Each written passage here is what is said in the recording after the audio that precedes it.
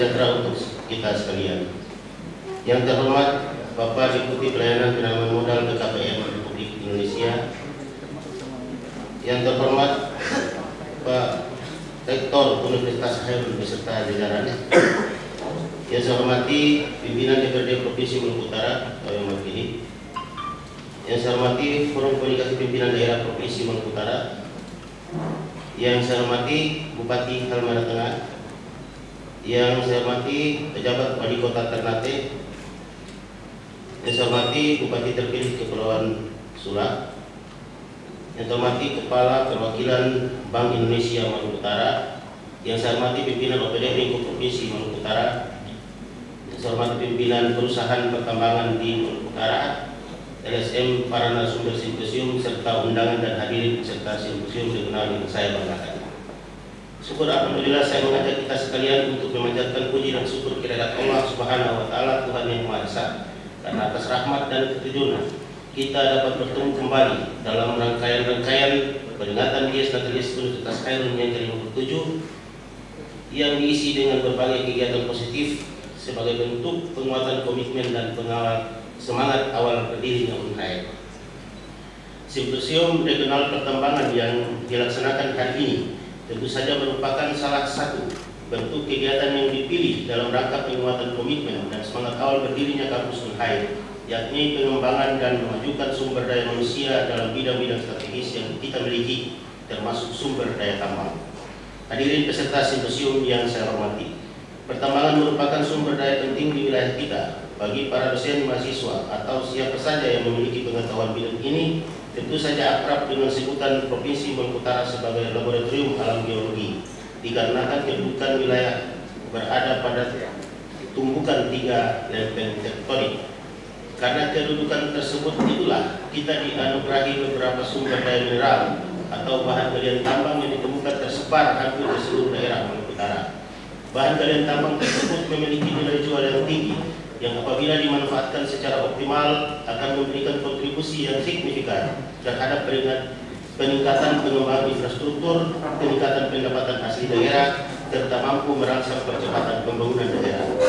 Hadirin yang saya hormati, pertambangan telah menjadi sektor potensial di wilayah kita yang jika kita ikuti bersama dalam beberapa tahun terakhir merupakan sektor yang telah memberikan kontribusi signifikan terhadap pertumbuhan ekonomi wilayah. Bahkan kita secara nasional kita didera oleh bencana pandemi COVID-19 yang nampaknya meluas kepada keterpurukan ekonomi global dan nasional. Kondisi ekonomi Maluku Utara masih didongkrak oleh kontribusi pertambangan dan penggalian serta industri pengolahan yang ada, sehingga tercatat memiliki presentasi pertumbuhan tertinggi nasional. Kita ketahui bersama wilayah Provinsi Maluku Utara saat ini telah menjadi tujuan investasi sektor pertambangan karena kedudukan strategis masa depan dunia. Bahan bakunya ada di wilayah kita.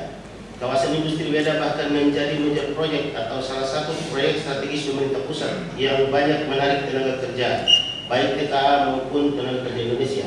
Selain itu, melalui peraturan Presiden Republik Indonesia nomor 109 tahun 2020 tentang perubahan ketiga atas peraturan Presiden nomor 3 tahun 2016 tentang percepatan pelaksanaan proyek strategis nasional, kawasan industri Pulau Ubi masuk dalam daftar proyek strategis nasional bersama 200 proyek strategis nasional di wilayah Indonesia.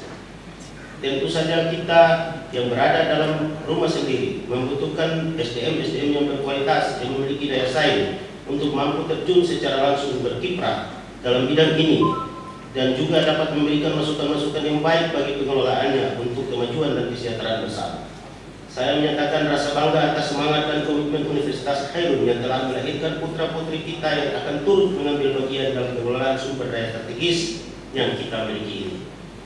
Selain mengambil bagian dalam pengelolaannya, putra-putri kita juga dengan tingkat pengetahuan yang diserap diharapkan dapat diimplementasikan dengan rasa memiliki atau sense of belonging yang kuat sehingga turut mengambil bagian juga dalam menjaga batas-batas pengelolaan yang memperhatikan aspek keberlanjutan.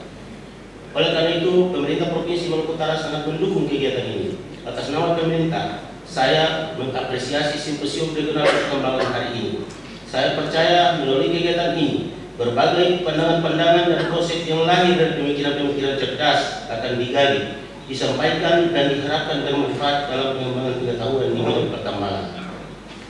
Saya menyampaikan terima kasih kepada pihak Rektorat Universitas Hairun yang telah melaksanakan kegiatan yang bermanfaat ini. Saya juga menyampaikan terima kasih kepada para pembicara, Bapak Ibu yang terhormat, yang bersedia mencurahkan waktu, tenaga, dan pikiran bagi pengembangan di Maluku Utara. Semoga pemikiran-pemikiran cerdas yang ada dapat bermanfaat bagi kita semua. Hadirin yang saya muliakan, demikian beberapa hal yang dapat saya sampaikan. Akhirnya, dengan mengucapkan Bismillahirrahmanirrahim, Simposium Regional Pertambangan pada hari ini saya nyatakan dibuka.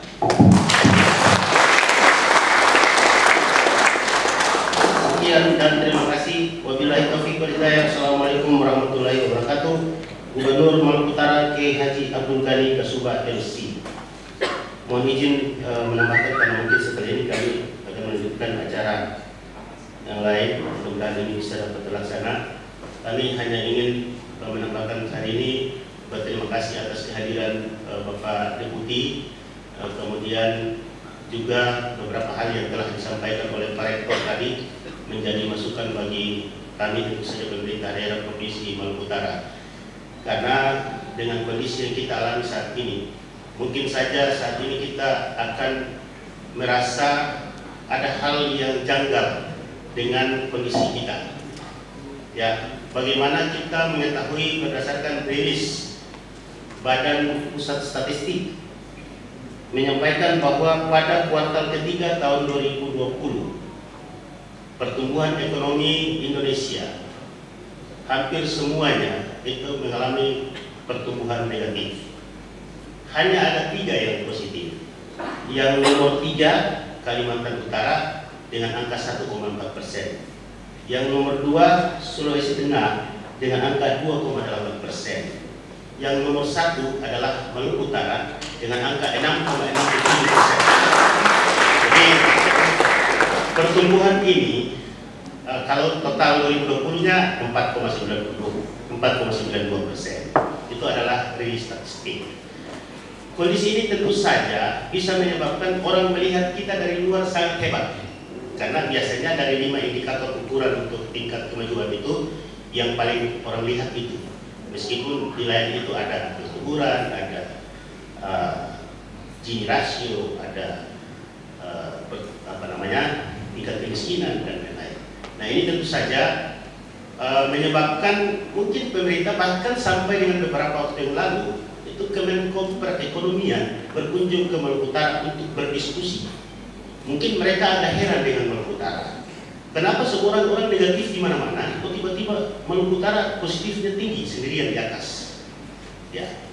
Setelah kita melakukan pembahasan dan sebagainya, kita mengetahui bahwa ternyata itu disebabkan oleh sektor pertambangan.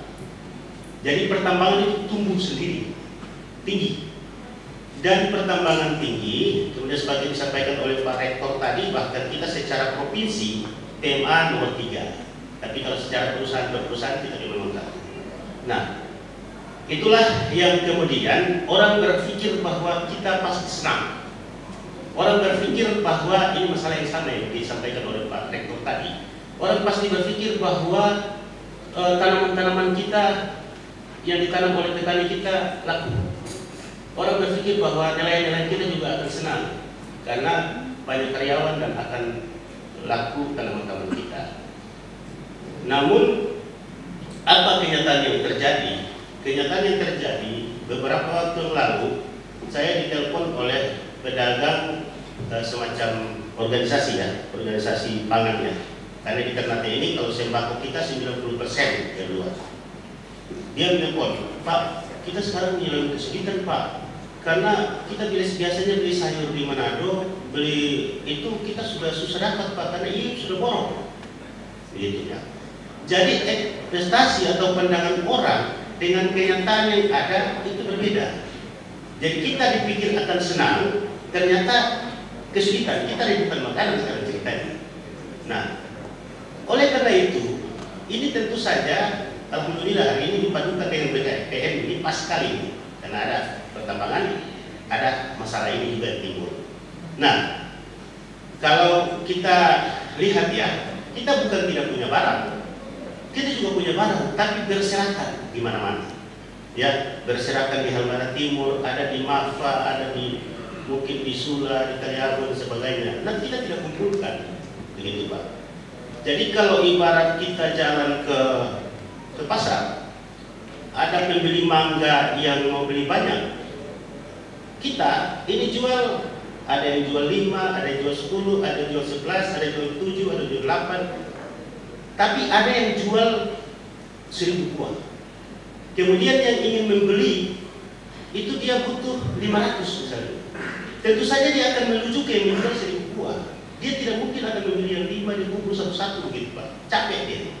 Begitu. Itulah kira-kira analogi yang terjadi barang-barang kita di sini. Nah, oleh karena itu mudah-mudahan kita bisa memformulasikan,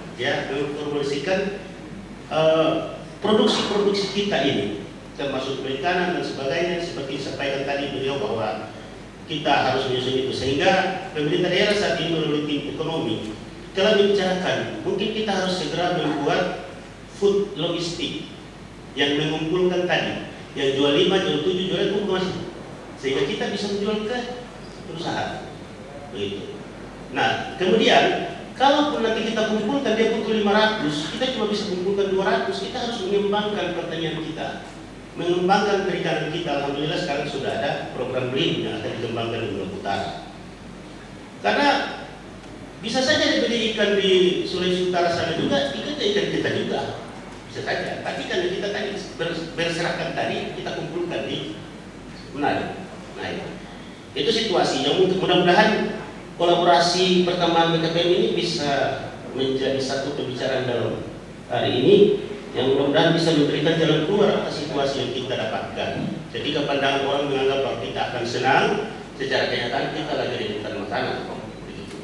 Nah, oleh karena itu mudah-mudahan nantinya satu hal lagi yang berikut, pertambangan ini kan dengan adanya undang-undang minerba dari mengarah tidak boleh jual or, kemudian sekarang harus setengah, mungkin tidak banyak harus industri, maka tentu saja kita harus melihat. Saya sempat berpikir, hebat sekali ya ini ya, berapa modalnya untuk membangun sekian banyak di sana. Ternyata kekuatan yang dia punya hanya kekuatan perencanaan. Jadi dia hanya merencanakan area itu, kemudian membebaskan tanahnya, kemudian mencari tenan-tenan untuk membangun. Ya, jadi ada perusahaan-perusahaan lain yang masuk untuk membangun di sana. Nah, karena kekuatan perencanaannya, dia bisa memberikan keyakinan kepada perusahaan untuk masuk, perusahaan lain untuk masuk. Saya sempat tanya, lalu kalau begitu ini punya apa? Kami punya karyawan sejak sebulan punya, dibagi-bagikan kepada perusahaan-perusahaan yang ada di dalam sana. Nah, ini tentu saja sesuatu yang perlu kita pikirkan. Apa kita tidak bisa? Tidak begitu. Nah, ini yang, dan kita juga punya orang-orang pemodal-pemodal di dalam daerah juga ada dan sebagainya. Tinggal bagaimana disusun. Nah, melakukan perencanaan dengan bersandar kepada pemerintah, mendapatkan jaminan pemerintah, mereka bisa membangun, gitu ya. Nah, kita punya pemerintah sendiri, dan tentu saya bisa membuat menyusun perencanaan yang baik, kemudian mendatangkan investor dan kita menjadi tuannya.